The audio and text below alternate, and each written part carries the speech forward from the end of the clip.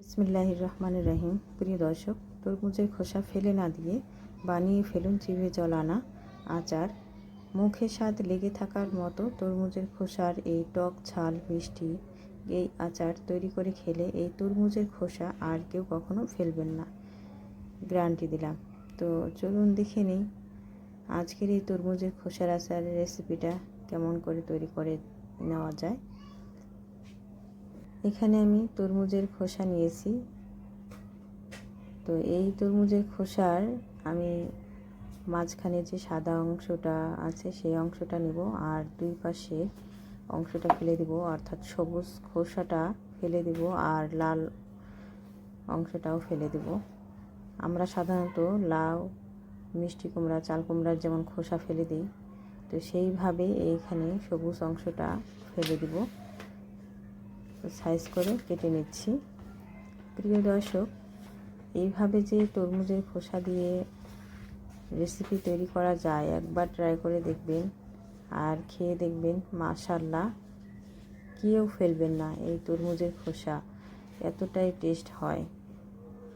আমি এখানে তরমুজের খোসার বিভিন্ন রকমের রেসিপি আপনাদের সাথে শেয়ার করেছি, চাইলে আপনারা দেখে নিতে পারেন।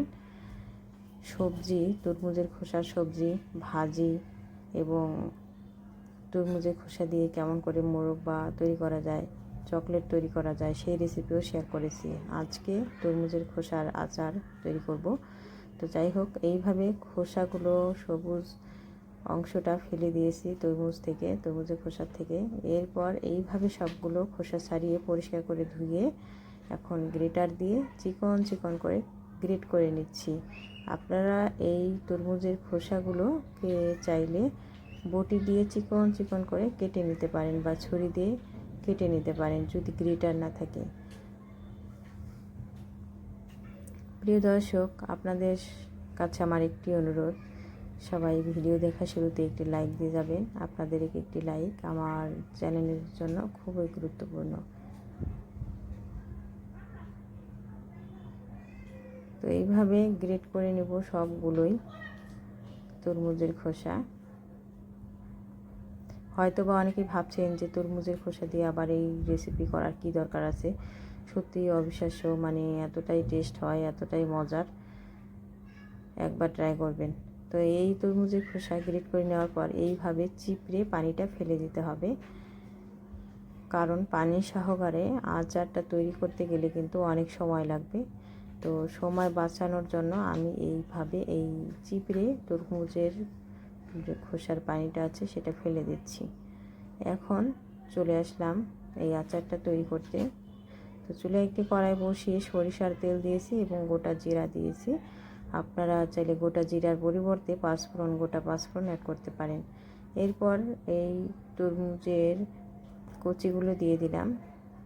তরমুজ কুচি দেওয়ার পর আমি নেড়ে চেড়ে ভেজে নিচ্ছি। হালকা আছে মিডিয়াম টু লোয়ের মাঝামাঝিতে রেখে ভেজে নিব। তো যাই হোক, এখন হলুদ গুঁড়া এবং মরিচ গুঁড়া দিয়েছি আর পাঁচফোড়ন গুঁড়া দিয়ে দিলাম আর স্বাদ মতো লবণ। এগুলো দিয়ে আমি হালকা আছে প্রথমে কিছুটা সময় ভেজে নিব। আর সাধারণত তরমুজের খোসার মধ্যে কিন্তু পানি থেকে যায়, যদিও চিবড়ে নেওয়া হয়েছে।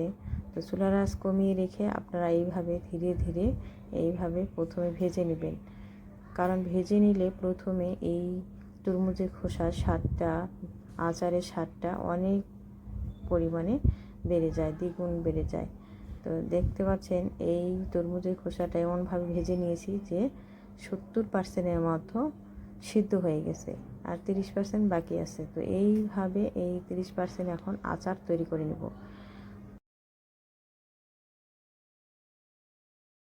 এখন ঢাকনা দিয়ে ঢেকে রাখবো কিছুটা সময় আমি ভেজে নেওয়ার পর।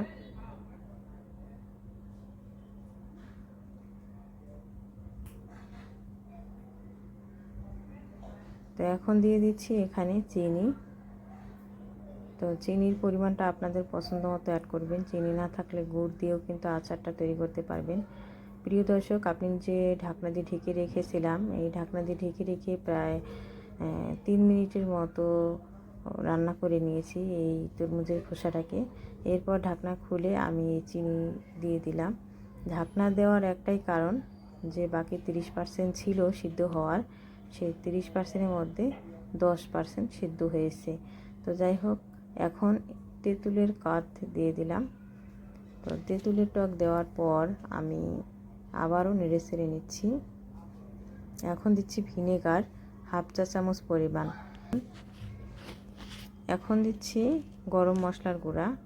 আচারটা নামিয়ে নেওয়ার 2-3 মিনিট পূর্বে অবশ্যই আপনারা এই ভিনেগারটা অ্যাড করবেন, তাহলে কিন্তু আচার দীর্ঘদিন পর্যন্ত ভালো থাকবে। এখানে আমার আচার হবে 1.5 কাপ এর মতো। তো 1.5 কাপের জন্য এখানে আমি 1/2 চা চামচ এর মতো ভিনেগার দিয়েছি।